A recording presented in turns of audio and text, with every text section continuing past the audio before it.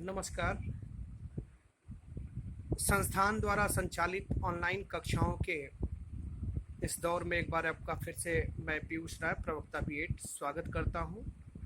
प्रिय प्रशिक्षुओं, कल हमने चर्चा किया था सूक्ष्म शिक्षण के बारे में। सूक्ष्म शिक्षण क्या है, इसका संक्षिप्त इतिहास क्या है, इसके अर्थ और इसके अर्थ को स्पष्ट करने वाली परिभाषाओं से भी आपने परिचय प्राप्त किया। साथ ही साथ आपने सूक्ष्म शिक्षण चक्र से भी परिचय प्राप्त किया। आपने इसके स्वरूप एवं संरचना को जाना और आज का वादा था कि आज हम जानेंगे कि सूक्ष्म शिक्षण के सोपान या चरण कौन कौन से हैं। What are the steps of micro teaching. तो सूक्ष्म शिक्षण का संचालन, इसकी प्रक्रिया का संचालन जब हम अपने महाविद्यालय में करते हैं तो हमें कदाचित 10 सोपानों का या 10 चरणों का अनुपालन करना पड़ता है। ये 10 चरण या 10 सोपान जो होते हैं, इनमें कुछ चरण हमारे अध्यापक या प्रशिक्षक से संबद्ध होते हैं और कुछ चरण हमारे छात्राध्यापकों से संबद्ध होते हैं। कुल 10 चरण हैं।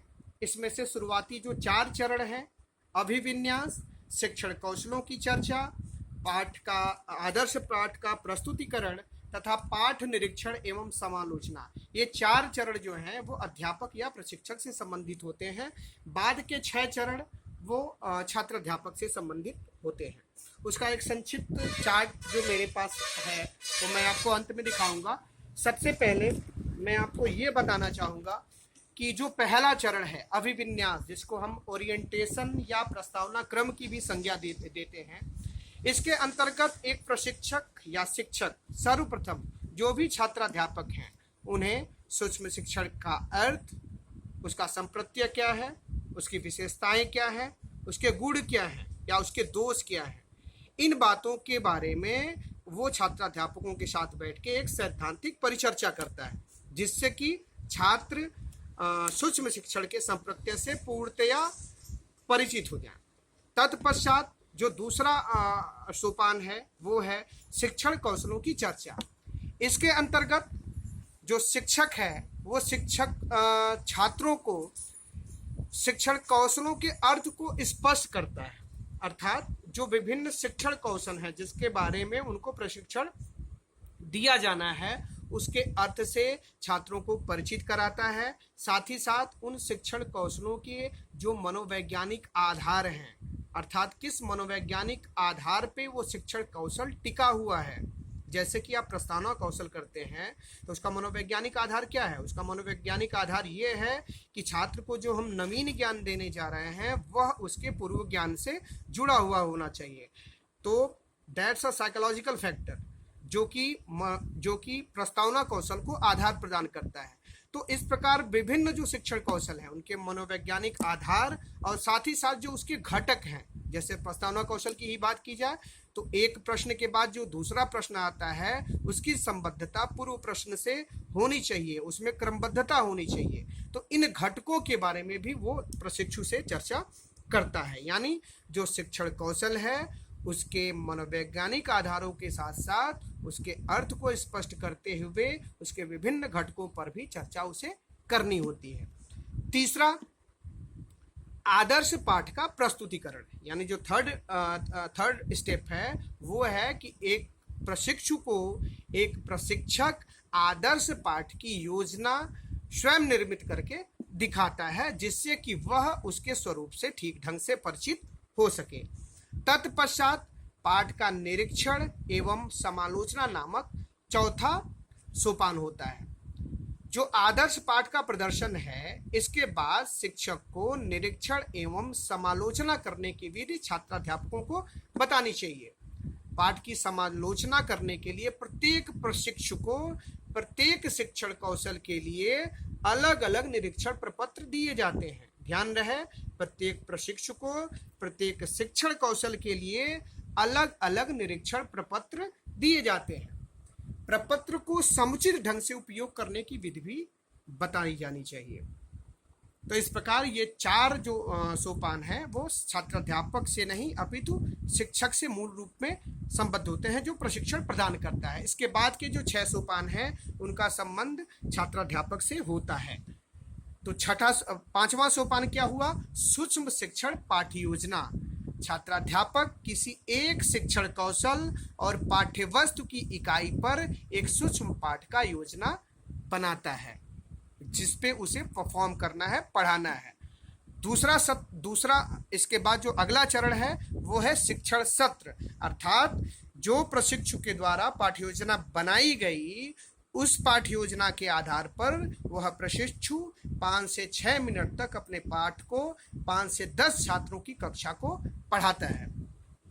शिक्षक, प्रशिक्षक अथवा उसका सह प्रशिक्षणार्थी ये सभी मिलके या एकल कोई भी हो सकता है, वो उसके पाठ का यानी पाठ्य योजना जो इसको पढ़ा रहा है उसका अवलोकन करता है और निरीक्षण प्रपत्रों पर उसके पाठ के लिए समालोचना संकेत बनाता है, अर्थात उसने कितना अच्छा या बुरा, कितना सही या गलत किया, इन बिंदुओं को वो समालोचना प्रपत्र पे अंकित करता है। तत्पश्चात छात्र को प्रतिपुष्टि प्रदान की जाती है। प्रत्येक छात्र को तत्काल प्रतिपुष्टि प्रदान की जानी चाहिए, इसका ध्यान अवश्य रखना चाहिए। और इसी सत्र को हम आलोचना सत्र की भी संज्ञा देते हैं। यह सत्र भी 6 मिनट का होता है। तत्पश्चात पुनर्योजना, यानी जो प्रतिपुष्टि प्राप्त हुई उसके आधार पे छात्राध्यापक सुझाव एवं संकेतों को अपनाते हुए अपने सूक्ष्म पाठ का पुनर्योजना करता है और इसके लिए उसे 12 मिनट का समय दिया जाता है। अगला चरण होता है पुनः अध्यापन का, यानी पुनः योजना बनाने के पश्चात वह पुनर्निर्मित एवं परिमार्जित पाठ्य योजना को पढ़ाता है। इसके बाद अगला चरण आता है पुनः प्रतिपुष्टि का, और इस सोपान पर भी छात्राध्यापक को पुनः प्रतिपुष्टि प्रदान की जाती है। ये चरण भी होता है 6 मिनट का। तो इस प्रकार आपने देखा कि अध्यापक प्रशिक्षक के लिए 4 चरण हैं। अभिविन्यास या प्रस्तावना क्रम, जिसे ओरिएंटेशन की संज्ञा दी जाती है। तत्पश्चात शिक्षण कौशलों की चर्चा, आदर्श पाठ का प्रस्तुतिकरण, पाठ का पर्यवेक्षण एवं समालोचना। और छात्राध्यापक के लिए 6 सोपान निर्दिष्ट किए गए हैं।